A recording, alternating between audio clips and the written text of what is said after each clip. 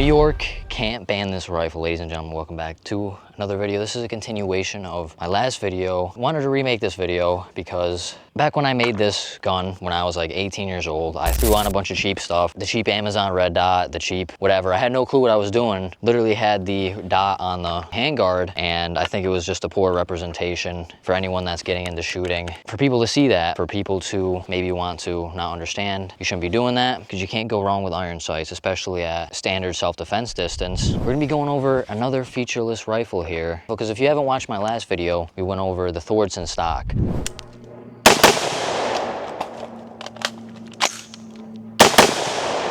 So what the Thordsen stock is it combines the grip and the stock together to get rid of the bad features. So we'll go over the problem in New York State, why your AR has to look like this. We'll go over what this AR-15 is. Let's get into it. So why do AR-15s in New York State have to look like this? What's the problem? Well, if you haven't known already, like New York, California, these communist states, they passed assault weapons bans, these made-up terms that ban weapons based on characteristics. What are those characteristics that they ban? So if you want to have a semi-automatic rifle that can also have a detachable magazine, you can't have what they consider military characteristics. What are those military characteristics? Well, itself. So you have a pin stock. He stuck a piece of metal.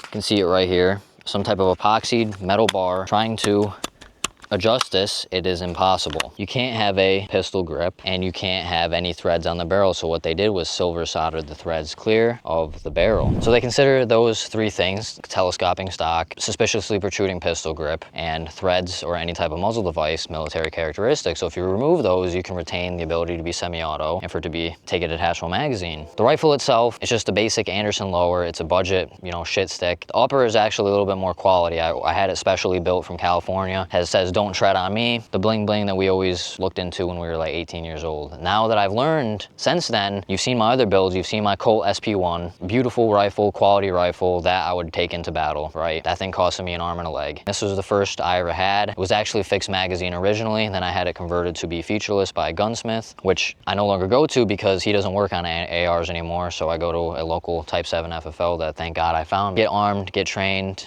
start off small. You learn from your mistakes. What I tend to notice is when a lot of people get into ARs to begin with, especially me, you buy all the cheap, not realizing that come into it thinking, oh, the more expensive stuff, they're just making money, it doesn't actually add to quality. No, it's better to buy once, cry once.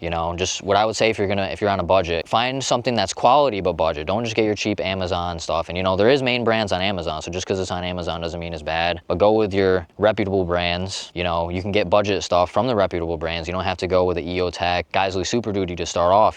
There's a difference between the cheapest thing you can get that's not going to hold zero, that's garbage, or your budget main brand stuff. So you don't have to get your special forces quality things. You don't have to get a Geisley Super Duty with your IR lasers on it, your $1,000 EOTech, all the 9 yards, but also there's budget quality stuff that's also duty rated. Like for example, you have Streamlight. It's not a Surefire, but it's also used by law enforcement. You maybe not be doing special forces stuff with it. If it's good enough for law enforcement, for what you may be doing, that might be, a good place to start out. Find something that has been tried and tested. There's hundreds of videos out there, people reviewing optics and putting thousands of rounds through them and torture testing them, etc. So find that and get it, and train with it. Leave room in the budget for ammo because, you can have the best gun in the world and be horrible using it. So ladies and gentlemen, my advice out there is get trained, get what you can. If you don't have the permits to be able to purchase this, because in New York State, after the Buffalo shooting, I think it was 2022, they require you to have a permit to purchase a semi-automatic rifle, even if it's a Ruger 1022. If you don't have that permit, what I would say is you don't have to have a permit for a bolt action AR. So what I would say is get a lower, get your Cali key, or just go with a dedicated bolt action upper, because that'll be more justifiable, because obviously your Cali key, some police officers might not know that it's bolt action, so they're gonna be like, okay, this looks like an assault weapon. If you have a dedicated bolt action upper, that's more defensible. The British did the Mad Minute. You can get quick with them. They're not as quick as semi-autos, but it's better than nothing, because a lot of people will hound on it. Not everybody wants to move, okay? Some of us are tied to the soil. Some of us have generations. I'm the 4th generation in my family, and I'm sure it goes back even more generations, because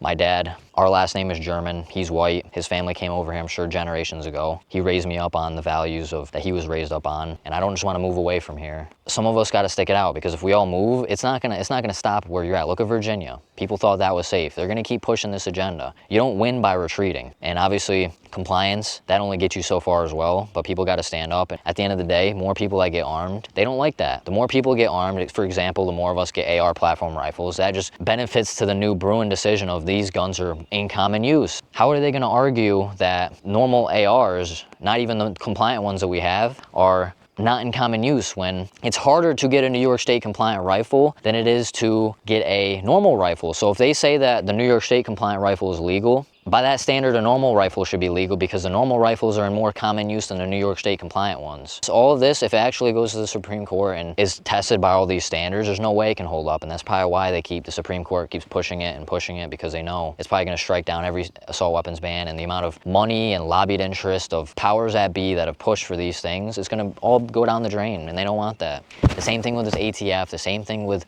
the National Firearms Act, all of it, okay? Because at the end of the day, this is America. We have a Second Amendment right. But ladies and gentlemen, I wouldn't recommend getting the grip that I have there. That was, my gunsmith pretty much just sawed the grip below the action. There is some other featureless grips out there, such as, you know, the Thordsen stock. There's also the Sparrow grip. My local FFL told me, based on their interpretation, that is legal. There's spur grips. There's plenty of other grips out there that might be a lot better. But like I said, that was the first AR-15 I ever had built. I didn't know what I was doing. And I took it out of the safe to just showcase the laws, because I don't use it anymore. And I probably will upgrade it in the future. But I have other ARs that I do use, that I would use in self-defense. But ladies and gentlemen, if you enjoyed, hit the like, hit the subscribe, hit the follow. If you want to share your builds, talk more in detail, talk one-on-one, join the Patreon. I also have a free plan that you can join. Thank you to Ben Sedan for joining the Patreon, supporting the cause. I also want to share, because I said it in the last video, and this will be the new one. I talked about 4 ways of getting ARs in New York State. There was a comment, or I'll put them up on the screen here,